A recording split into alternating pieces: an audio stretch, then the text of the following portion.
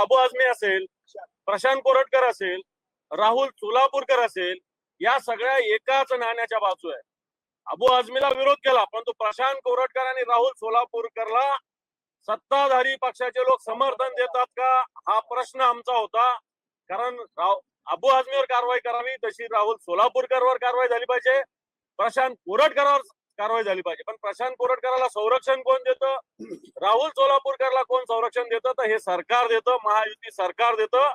छत्रपतीचा अवमान यांनी केलेला आहे. अबू आझमीवर कडक कारवाई केला, त्याचं करावी, त्याला सदस्यत्व त्याचं काढून घेतलं पाहिजे.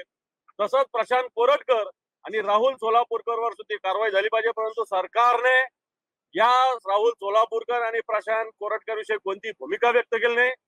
उलचेपीची भूमिका सरकारने घेतली, याचाच अर्थ सरकार छत्रपती शिवरायाचा अपमान करणारे प्रशांत कोरटकर, राहुल सोलापूरकर यांना संरक्षण देतात, अशा प्रकारची स्थिती निर्माण झालेली आहे.